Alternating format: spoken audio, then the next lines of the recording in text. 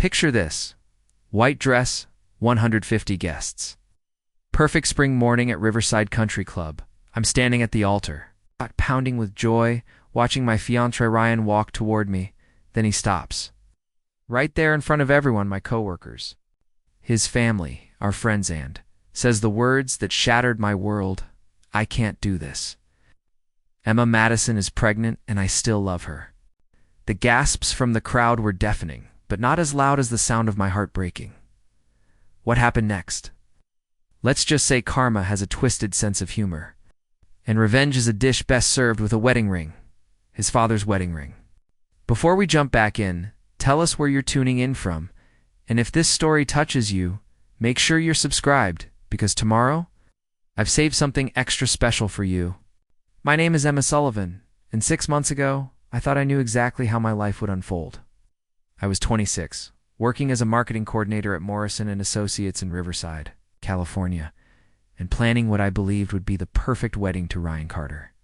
We'd been together for 3 years, and while our relationship wasn't a fairy tale, I thought we had something solid, something real. Looking back now, I realize I was living in a fantasy I'd created to avoid facing the truth about who Ryan really is. I should have seen the red flags.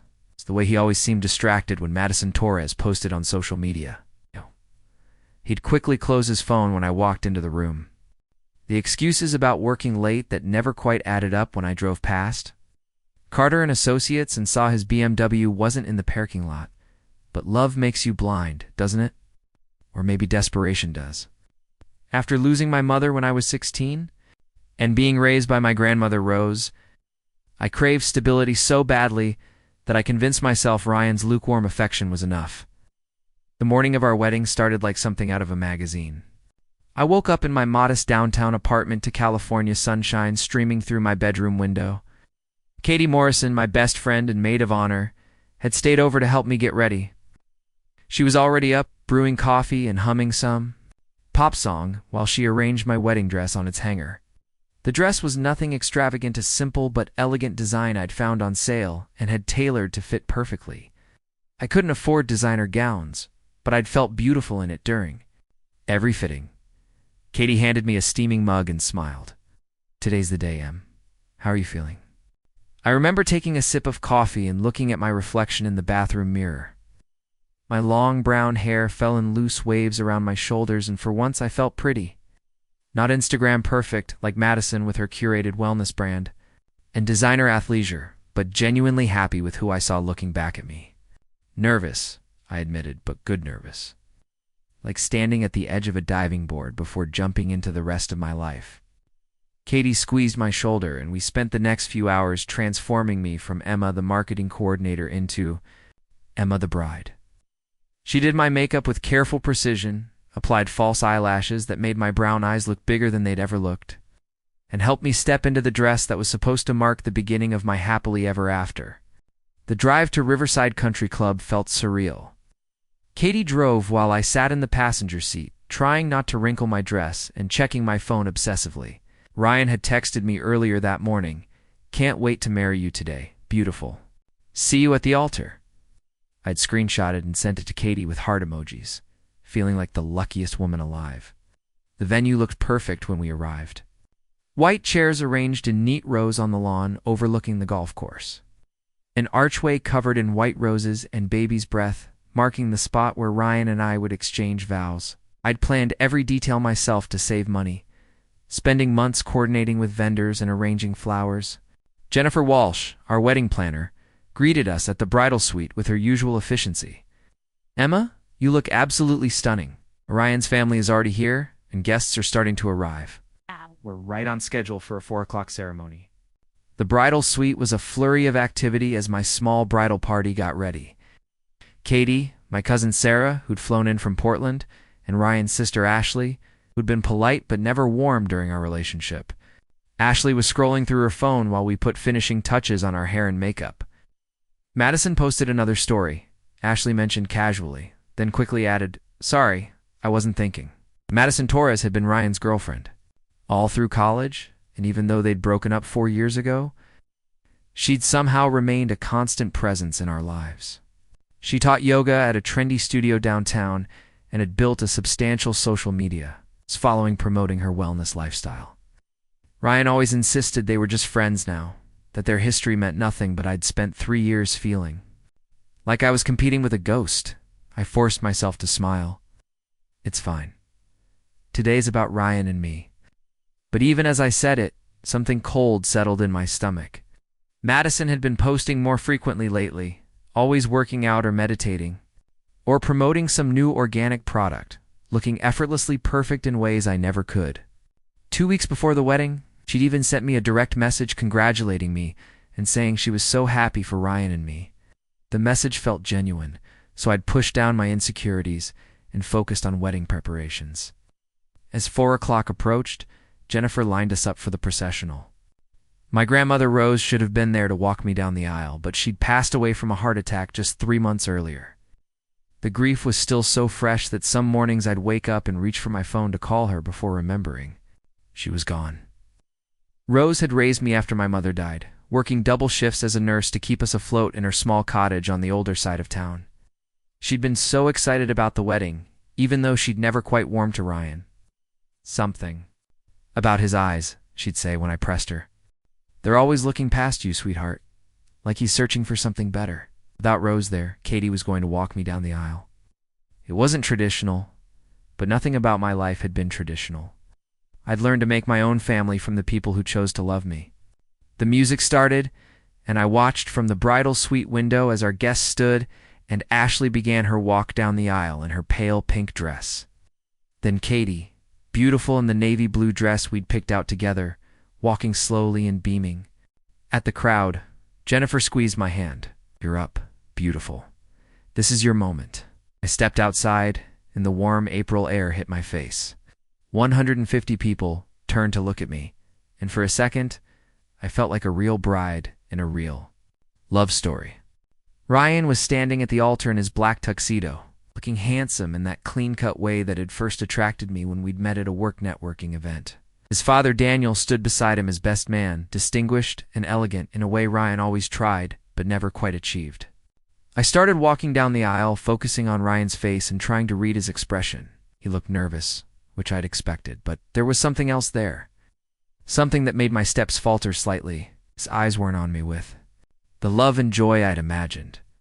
Instead, he looked almost panicked, like a man walking toward his own execution rather than his wedding day. I told myself it was just nerves, that all grooms felt overwhelmed on their wedding day. The ceremony began beautifully. Pastor Williams, who'd known my grandmother and had agreed to officiate as a favor to her memory, spoke about love and commitment. With genuine warmth, I handed my bouquet to Katie and took Ryan's hands, looking into his eyes and trying to find the man I'd fallen in love with 3 years ago. He was sweating more than the mild April weather warranted, and his hands felt clammy in mine. Pastor Williams began the traditional words, "Dearly beloved, we are gathered here today to join Ryan Michael Carter and Emma Rose Sullivan in holy matrimony."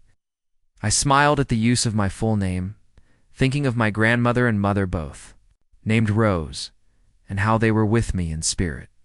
Marriage is a sacred commitment, not to be entered into lightly, but with full hearts and clear minds.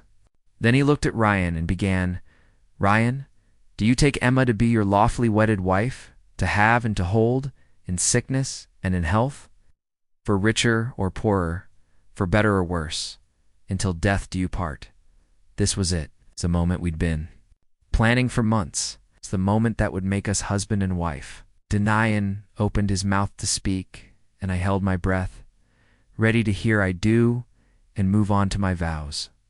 Instead, he stepped back, actually stepped away from me, dropping my hands like they were burning him. "Can't," he said, his voice carrying across the silent lawn. "I'm sorry, Emma. I can't do this." The world stopped.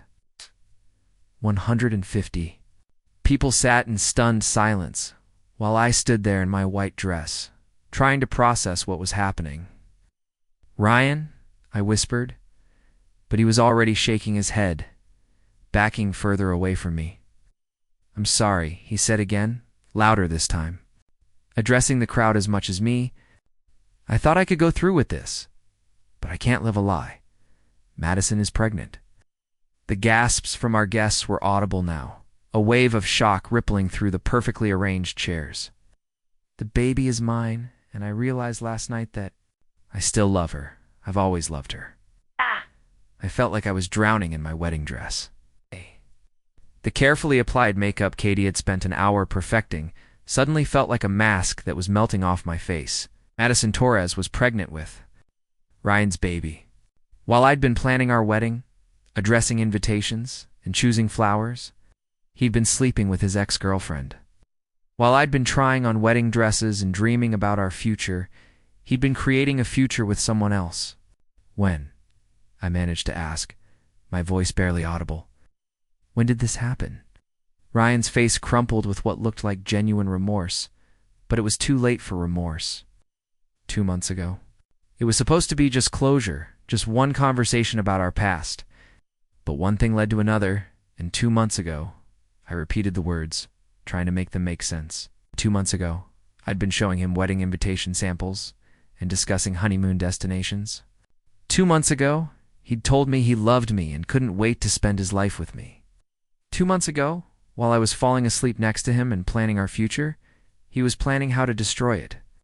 The silence stretched out until it became unbearable.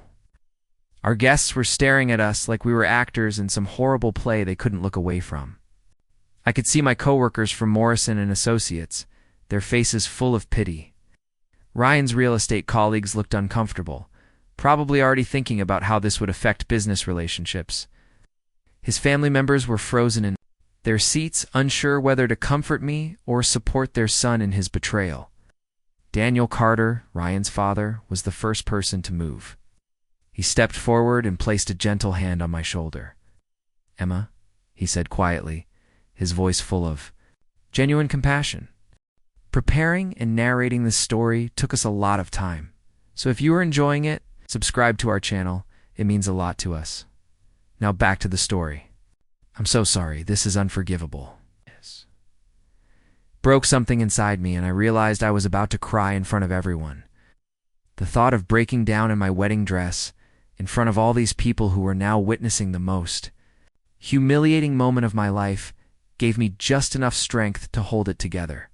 I straightened my spine, looked directly at Ryan, and said the only thing that came to mind, "Then I guess the wedding's off." The absurdity of the statement almost made me laugh. Of course, the wedding was off. The groom had just announced he was in love with another woman who was carrying his child. But saying it out loud gave me back some small measure of control.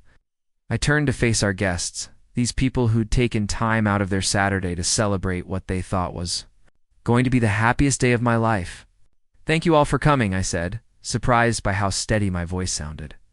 "Obviously, there won't be a wedding today. Please enjoy the reception anyway. The food is already paid for." Then I picked up my dress and walked back down the aisle, past the white chairs and shocked faces, past the flowers I'd arranged and the future I'd planned.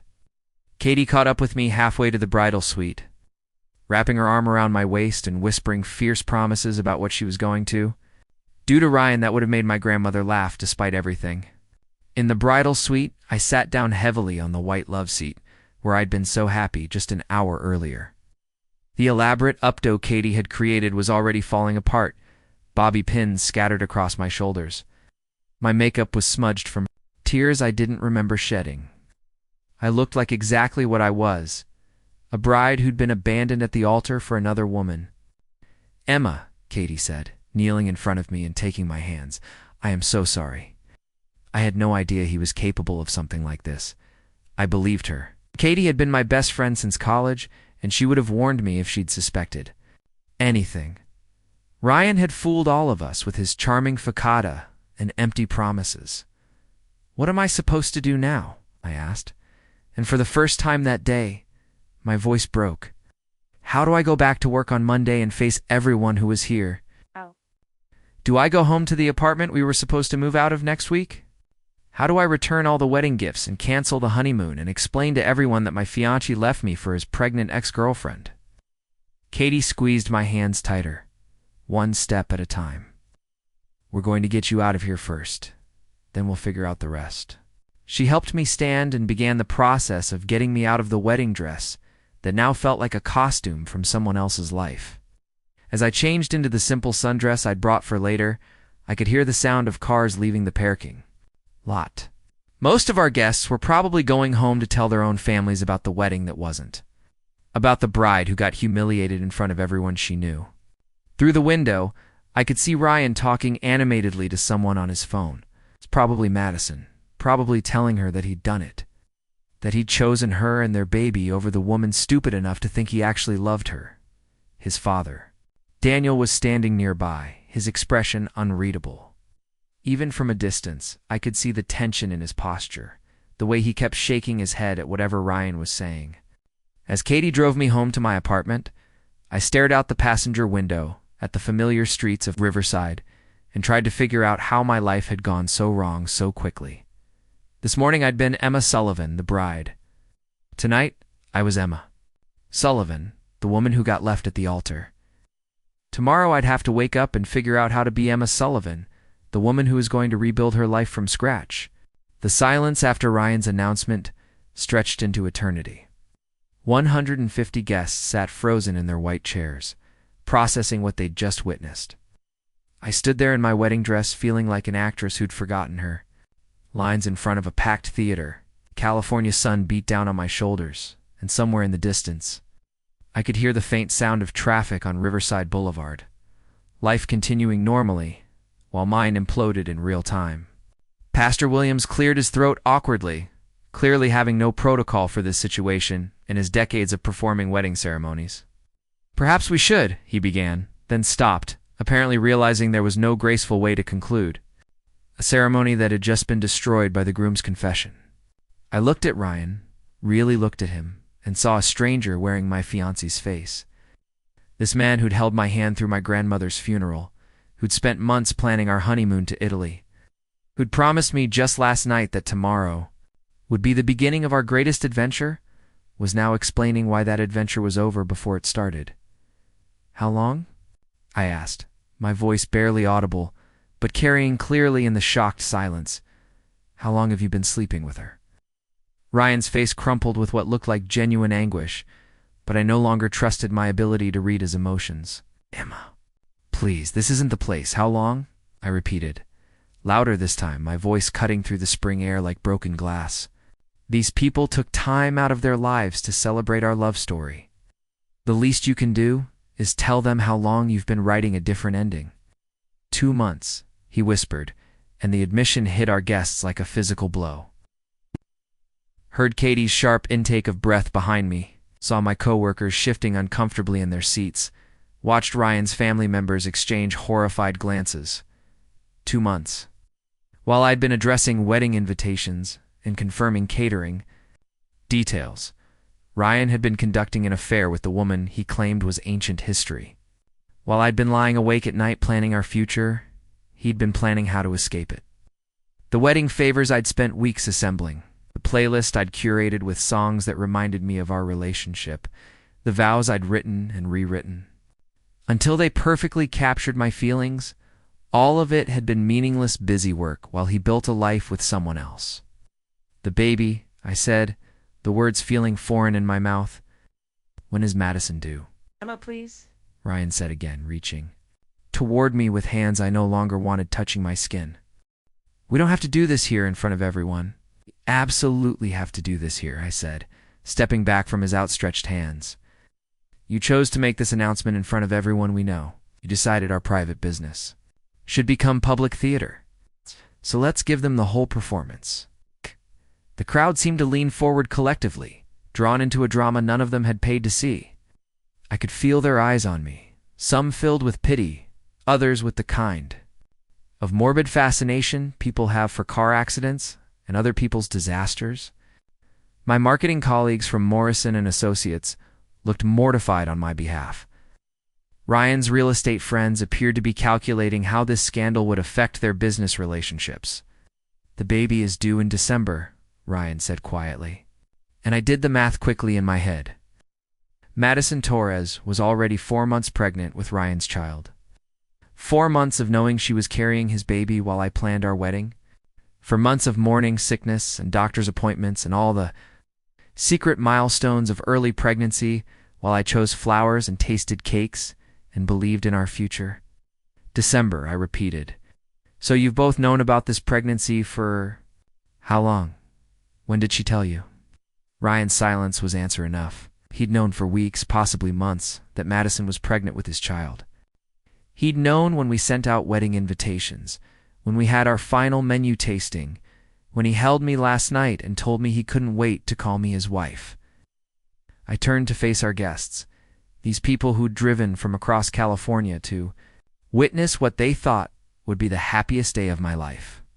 My grandmother's church friends sat in the front row, their faces painted with the kind of concern reserved for other people's tragedies.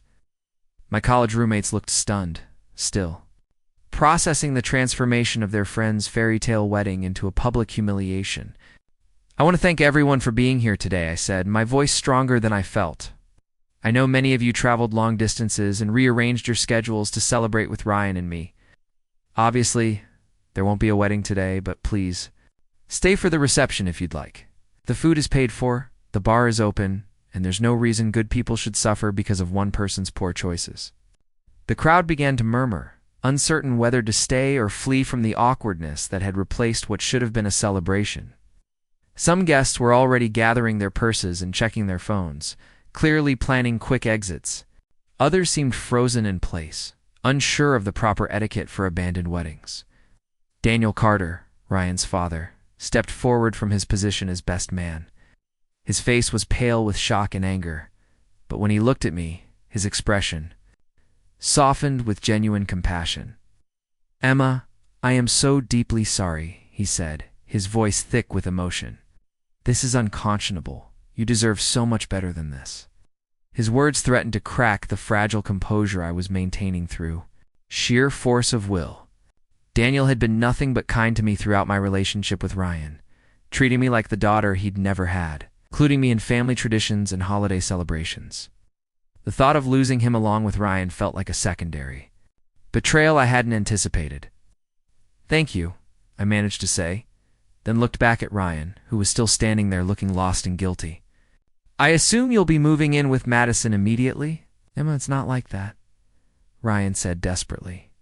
"We haven't made any permanent decisions. We're just trying to figure out what's best for the baby." "What's best for the baby?" I repeated, slowly tasting the bitter irony of those words. And what about what was best for me? What about the 3 years I spent building a life around someone who was apparently just marking time until something better came along?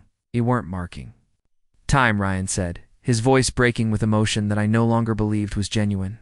"What we had was real. It just wasn't enough. Not enough. 3 years of love, support, and shared dreams reduced to a simple inadequacy. I wasn't pretty enough, interesting enough, valuable enough to compete with Madison Torres in the accidental pregnancy that had apparently revealed Ryan's true feelings." I looked down at my engagement ring, the diamond solitaire Ryan had chosen so carefully, had presented with such apparent joy 18 months earlier. The ring that had symbolized our future, our commitment, our shared understanding of what love meant. With deliberate slowness, I pulled it off my finger and held it out to him. "I believe this belongs to you," I said. "Or maybe you should save it for Madison. I'm sure she'll appreciate the gesture more than I apparently did." The ring in my outstretched palm like it was a weapon I was pointing at him. "Emma, please, keep it. I want you to have it. It was meant for you." "Nothing about today was meant for me," I said.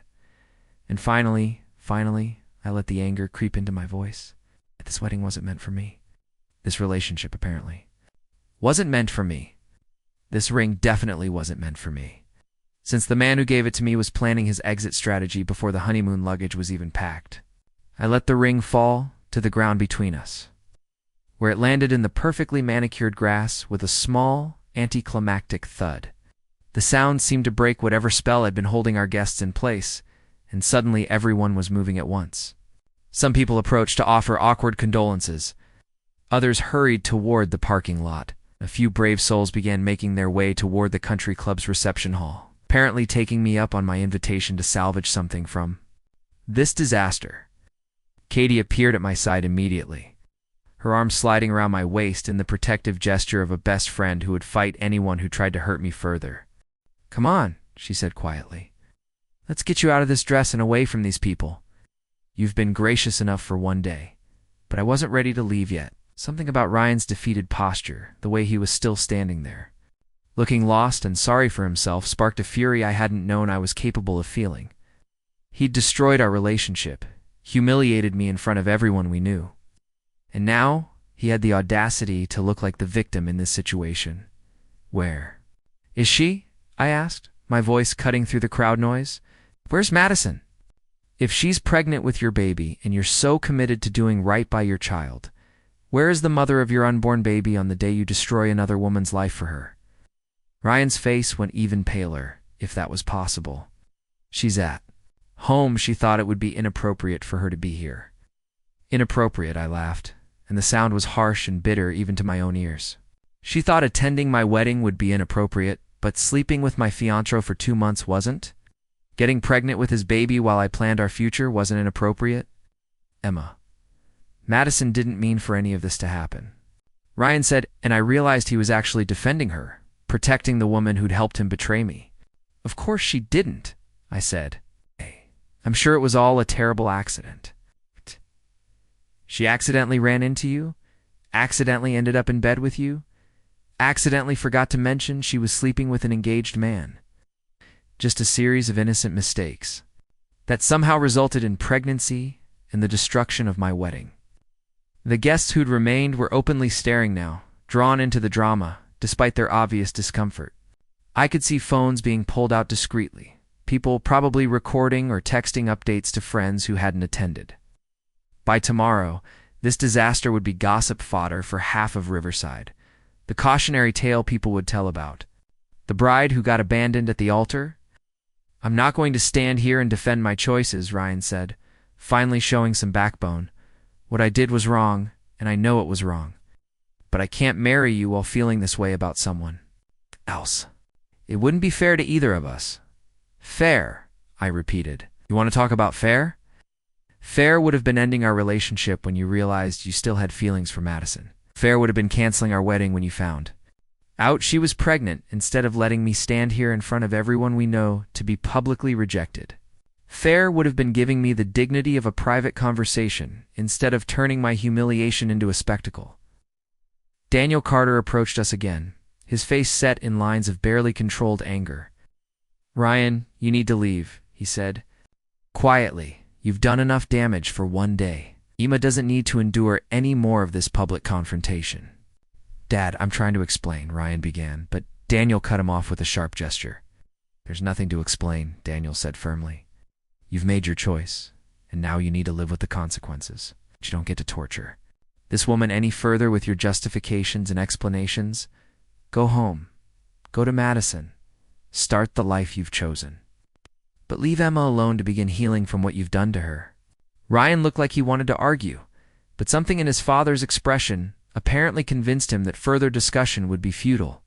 He gave me one last look, his eyes filled with what might have been regret or relief, then turned and walked away from the altar, away from the wedding, away from the life we'd built together. I watched him go, this man I'd planned to promise myself to for better or worse, and felt something fundamental shift inside me. The Emma who'd woken up this morning excited to become Mrs. Ryan Carter was gone, replaced by someone harder and more suspicious, but also potentially stronger. The woman who remained standing in this wedding dress had been publicly humiliated. But she'd also survived something that could have destroyed her completely. "What do you want to do now?" Katie asked gently, her arms still around my waist like an anchor keeping me upright. I looked around at the remnants of my perfect wedding. The flowers I'd chosen so carefully, now wilting slightly in the afternoon heat. The chairs arranged in perfect rows for guests who were rapidly disappearing. The archway where Ryan and I were supposed to have kissed as husband and wife, now just an empty frame marking nothing but broken promises. "I want to go home," I said finally. "I want to get out of this dress, order Chinese food, and drink an entire bottle of wine while figuring out what the hell I'm going to do with the rest of my life." "That sounds like an excellent plan," Katie said. "But first, let's go thank the people who stayed and make sure they know you appreciate their support. Then we'll get you out of here and start planning your comeback." As we walked toward the reception hall, where I could hear the subdued sounds of guests who decided to stay for what had become the world's most awkward party. I realized that Katie was right about one thing. This wasn't just an ending, it was also a beginning. The beginning of Emma Sullivan's new life, built on her own terms rather than around someone else's promises. The woman who'd been abandoned at the altar was about to discover what she was. Really capable of when she stopped trying to make herself small enough to fit into someone else's vision of her future. And somehow, despite the pain and humiliation of this moment, that felt like a possibility worth exploring. The reception that followed was the most surreal experience of my life. Walking into the Riverside Country Club's elegant ballroom, I felt like I was entering an alternate reality where my wedding reception was happening without an actual wedding. The tables were perfectly set with white linens and centerpieces I'd spent weeks selecting. The DJ was playing the carefully curated playlist from our first dance list. And about 60 of our original guests had decided to stay for what had become the most uncomfortable social gathering in Riverside history. Katie guided me to the head table, where my place card still read Mrs. Emma Carter and the calligraphy I'd paid extra for, because I wanted everything to be perfect. The irony wasn't lost on me that I was sitting at my own wedding reception as a single woman, still wearing my wedding dress, but no longer a bride. The other head table seats sat empty. Ryan's absence, a glaring reminder of how thoroughly my plans had been destroyed. My college friend Jessica approached tentatively, carrying 2 glasses of champagne and wearing the expression people reserve for funeral home visitations. "Emma, honey, I don't even know what to say. Are you okay? You want me to take you home?" "I'm fine," I said automatically, accepting the champagne even though alcohol was probably the last thing I needed. "Actually, I'm better than fine. I'm free. Free from a man who was apparently just waiting for an excuse to escape our relationship. Free from a future built on lies. Free from the exhausting work of trying to be enough for someone who was always looking elsewhere." Jessica sat down beside me, her face a mixture of admiration and concern. "You're handling this with incredible grace, but you don't have to pretend everything's okay. What Ryan did was unforgivable. Everyone here knows that." Looking around the room, I could see the truth in her words. The guests who'd stayed weren't here out of social obligation or free food. They were here because they cared about me and wanted to show their support in the aftermath of a public betrayal. My coworkers from Morrison Associates had claimed an entire table and were clearly prepared to surround me with solidarity for as long as I needed it. My grandmother's church friends had somehow managed to transform their shock into fierce protectiveness, discussing Ryan's character in terms that would have made my grandmother proud. "You know what the funny thing is?" I said, taking a sip of champagne and feeling its bubbles tickle my nose. "I spent 3 years trying to be the perfect girlfriend, the perfect fiancé, the perfect future wife. I changed my hair because Ryan mentioned liking Madison's style. I started wearing different clothes, reading books he recommended. Even watching sports I had no interest in because I wanted to be someone he couldn't imagine living without. It turns out the whole time he was imagining living without me." "His loss," Katie said firmly, appearing beside our table with a plate of hors d'oeuvres. "Complete and total loss. Ryan Carter just gave up the best thing that ever happened to him for a woman who helped him cheat on his fiancée. That's not a love story. That's a cautionary tale about what happens when people have no moral compass." As the afternoon wore on, something unexpected began to happen. What should have been the most humiliating day of my life started transforming into something that felt almost empowering. Person after person approached me to share their thoughts about Ryan's behavior, and not a single one of them suggested I should forgive him or try to work things out. Instead, they expressed outrage on my behalf and admiration for how I was handling an impossible situation. "I never liked him," declared Mrs. Patterson, one of my grandmother's oldest friends. "Rose always said there was something hollow about that boy, like he was performing being a good man rather than actually being one. Your grandmother would be proud of how you handled yourself today, dear. She raised you to have backbone." Daniel Carter appeared at my table as the afternoon was winding down, looking older than I'd ever seen him but determined to have a conversation. "Emma, may I sit with you for a few minutes? There are some things I need to say." I nodded, curious. about what Ryan's father could possibly want to discuss after the disaster his son had created. Daniel had always been kind to me, but I assumed our relationship would end along with my engagement to Ryan. The complications of maintaining any connection to Ryan's family seemed insurmountable given the circumstances. "First, I want to apologize again for my son's behavior," Daniel said, his voice heavy with genuine remorse. "Patricia and I clearly failed somewhere in raising him. If he thinks it's acceptable to treat someone who loved him with such cruelty and disrespect, what he did today was unforgivable." "You're not responsible for Ryan's choices," I said, though I appreciated his acknowledgement of how wrong those choices had been. He's a grown man who made his own decisions about how to handle this situation. "Nevertheless, I feel responsible," Daniel continued. "And I want you to know that losing Ryan doesn't mean losing all connection to our family. If you're interested in maintaining any relationship with me, you've been important to me these past 3 years, Emma. I've thought of you as the daughter I never had. And that doesn't change just because my son proved himself unworthy of your love." His words hit me harder than I'd expected. I'd been so focused on the romantic relationship I was losing that I hadn't fully processed all the other connections that would disappear along with Ryan. Daniel had been a mentor and father figure, someone who'd encouraged my dreams and celebrated my successes. The thought of losing that relationship along with everything else felt like an additional punishment for Ryan's betrayal. "I'd like that," I said quietly. "You've been more supportive of my goals than Ryan ever was. I'd hate to lose that friendship along with everything else." "Good," Daniel said, with the first genuine smile I'd seen from him all day, "because I have a proposition for you. Carter Design Group has been looking for someone to coordinate our client events and marketing presentations. It's freelance work, initially, but it could develop into something more permanent if things work out well. Are you interested?" I stared at him, hardly believing what I was hearing. Daniel Carter was offering me exactly the kind of opportunity I'd dreamed about, but never thought I'd have access to. Event coordination for an established architecture firm would give me the portfolio and experience I needed to eventually start my own business. "Daniel, I appreciate the offer, but I don't want you to feel obligated to help me because of what Ryan did," I said carefully. "I can't accept charity even from someone as kind as you've been." "This isn't charity," Daniel said firmly. "This is recognizing talent and giving it the opportunity to flourish. I've watched you plan this wedding for months, Emma. The attention to detail, the creativity, the way you manage multiple vendors and timelines while working a full-time job. You have exactly the skills I need for my business, and I have exactly the platform you need to build your career. This is a mutually beneficial arrangement, not a favor."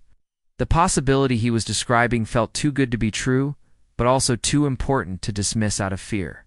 Working with Daniel would give me the chance to build the kind of career I'd always wanted, while maintaining a connection to someone who'd become family. It would also prove to Ryan and everyone else that I didn't need his validation or support. To succeed, when would you want to start? I asked, feeling a spark of excitement for the first time in hours. "Next week, if you're ready," Daniel said. "We have a presentation for the new children's hospital wing next month. I could use someone to coordinate the event details and client communications. It's exactly the kind of project that could showcase your abilities to a broader network of potential clients." As the reception finally wound down and guests began saying their goodbyes, I felt like I was emerging from the ruins of my old life with the foundation for something entirely new and potentially better. The woman who'd woken up this morning planning to become Mrs. Ryan Carter was gone, replaced by someone who was going to build her own identity and success rather than defining herself through someone else's achievements. Katie helped me out. Of my wedding dress that evening, the white satin and lace that had symbolized my hopes for the future, now just an expensive costume from a performance that had ended badly. "What are you going to do with it?"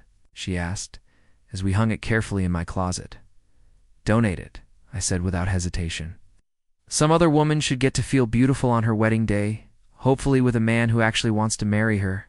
The dress had cost me 6 months of careful saving, but keeping it would mean preserving a reminder of the most humiliating day of my life. Better to let it become part of someone else's happy ending. The next few days passed in a blur of practical Tasks that helped keep my mind off the emotional devastation Ryan had created. I canceled our honeymoon reservations, returned wedding gifts with carefully worded notes explaining that the wedding had been called off, and dealt with vendors who were surprisingly understanding about the circumstances. Most of them had heard what happened through Riverside's tight-knit wedding industry network. Several offered to work with me again in the future at discounted rates. Word gets around fast in this business, explained Jennifer Walsh, our wedding planner, when she called to check on me. What Ryan did is already becoming a cautionary tale among vendors about why we insist on final payments before ceremonies. But more importantly, everyone's talking about how gracefully you handled an impossible situation. You've actually enhanced your reputation in the wedding industry if you ever decide to pursue event planning professionally. The irony wasn't lost on me that my abandoned wedding was somehow becoming a networking opportunity. Ryan's public betrayal had inadvertently introduced me to vendors and industry professionals who might become valuable contacts as I built my new career. His attempt to humiliate me was instead creating opportunities for professional growth. On Thursday, I met Daniel at Carter Design Group to discuss my first project. His offices were located in a converted warehouse downtown, with exposed brick walls and floor-toozling windows that showcased the kind of industrial elegance he was known for. Walking through the space, I felt energized by the creative atmosphere and the serious professionalism of his team. The Children's Hospital project is particularly meaningful to me, Daniel explained as we reviewed architectural renderings and budget projections. Patricia volunteered there during her cancer treatment, and she always talked about how the environment affected patients' healing process. Good design can literally help children recover faster by creating spaces that feel hopeful rather than clinical. Working with Daniel revealed sides of his personality I'd never seen during family dinners and holiday gatherings. He was demanding but fair, pushing for excellence while providing the support and resources needed to achieve it. More importantly, he treated me as an equal partner in the project rather than someone who needed to be managed or protected. Do you think about incorporating art therapy elements into the presentation? Suggested during our second planning meeting. You could have children from the current hospital create collaborative pieces that showcase how healing environments inspire creativity and hope. Daniel's eyes lit up with enthusiasm. It's brilliant. It would demonstrate the connection between design and wellness while giving donors a tangible way to see their impact. How would you coordinate something like that logistically? His immediate embrace of my idea and his confidence in my ability to execute it felt revolutionary after 3 years of Ryan dismissing my creative suggestions as impractical or unrealistic. Daniel didn't just tolerate my ambitions. He actively encouraged them and provided platforms for their development. The Children's Hospital presentation became the most fulfilling project I'd ever worked on, coordinating with art therapists, arranging for young patients to contribute artwork, and creating an event that balanced sophistication with hope. Challenged every skill I possessed while introducing me to aspects of event planning I'd never considered. When the presentation successfully secured funding for the new pediatric wing, I felt proud of work that actually mattered rather than just generated profits. You exceeded every expectation I had, Daniel told me after the last donors had left. The presentation venue. This event was flawless, but more than that, it was meaningful. You have a gift for creating experiences that touch people emotionally while achieving practical goals.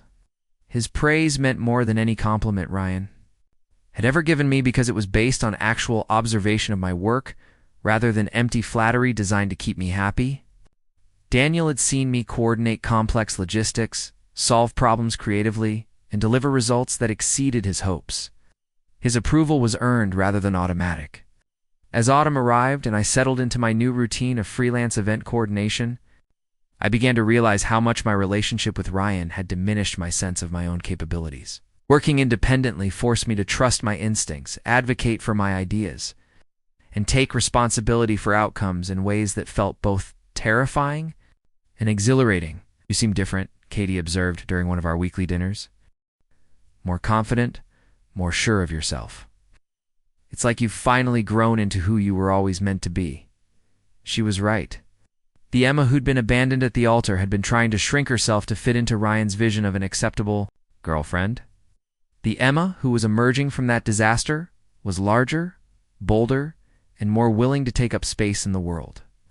Losing Ryan had forced me to discover what I was capable of when I stopped trying to make myself smaller. 3 months after the wedding that wasn't, I ran into Madison Torres at a coffee shop downtown. She was obviously pregnant now, wearing flowing maternity clothes and the kind of serene expression expectant mothers often cultivate for public consumption. When she saw me, her face immediately filled with guilt and something that might have been shame. Anna, She said quietly, approaching my table with obvious reluctance. I wasn't sure if I should say anything, but I wanted you to know how sorry I am about everything that happened. I never intended for things to go the way they did. Hello, Madison, I said calmly, closing my laptop where I'd been working on. Proposals for potential new clients. You look well. When are you due? January, she said, her hand automatically moving to her belly in the protective gesture pregnant women make. Emma, I want you to know that what happened between Ryan and me wasn't planned. We never meant to hurt you. I studied her face, this woman who'd helped destroy my carefully planned future, and realized I felt nothing but mild curiosity about her motivations. The anger and betrayal that had consumed me for weeks had faded into something that felt more like anthropological interest in human behavior. I'm sure you didn't set out to hurt me specifically, I said. But you did set out to sleep with an engaged man, which suggests you weren't particularly concerned about the potential consequences for his fiancé. Intent doesn't really matter when the results are the same. Madison's face flushed with embarrassment, but she pressed on with what was clearly a rehearsed speech. Ryan says you're doing well, that you've started your own business. I'm glad you're moving forward positively.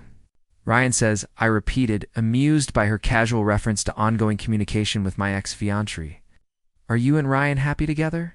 Nice. Is your accidental pregnancy developing into the love story you both wanted? We're trying to make things work for the baby, Madison said carefully. And something in her tone suggested that playing house with Ryan wasn't the fairy tale she'd imagined when she'd helped him destroy our wedding. I hope you succeed, I said, and I meant it. Children deserve parents who are committed to creating stable, loving homes.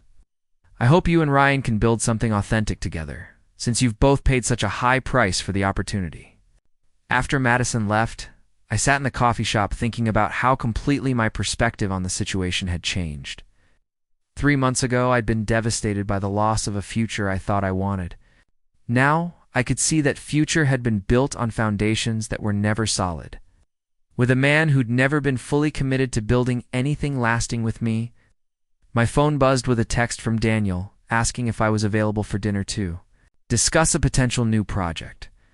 His architecture firm had been approached about designing a conference center for the university, and he wanted my input on the event planning and hospitality aspects of the proposal. Working with him had become the highlight of my professional life, challenging me to grow while providing the kind of mentor relationship I'd never had before.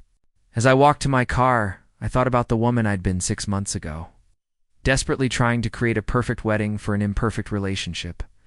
That woman had been so focused on achieving external markers of success that she'd lost track of what actually brought her joy and fulfillment.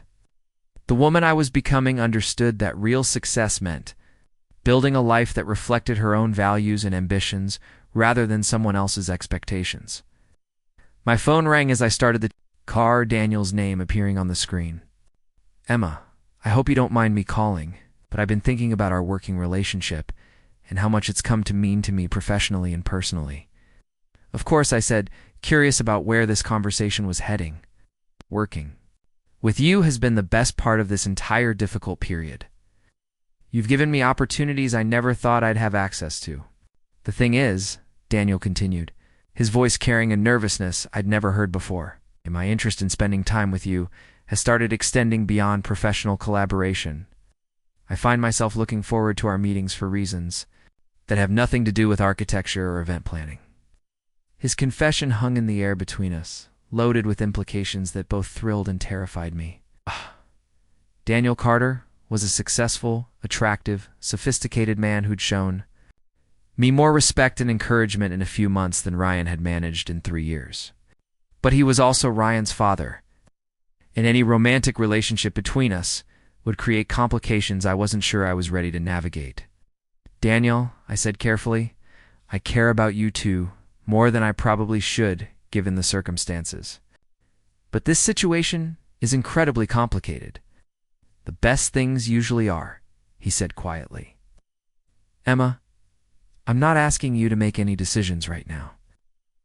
I just wanted you to know that what's developing between us feels significant to me. Worth exploring carefully when you're ready. As I drove home through the familiar streets of Riverside, I realized that my life had become more interesting and fulfilling in the months since Ryan's betrayal than it had been during our entire relationship. I was building a career I loved, developing my own sense of style and preferences, and apparently attracting the attention of a man who valued my intelligence and ambition rather than trying to diminish them. The Emma who'd been abandoned at the altar was transforming into someone stronger, more confident, more willing to take risks for the possibility of authentic happiness. And somehow, despite the pain and humiliation that had started this journey, that felt like the beginning of a much better story than the one Ryan had destroyed. Up next, you've got 2 more standout stories right on your screen. If this one hit the mark, you won't want to pass these up. Just click and check them out.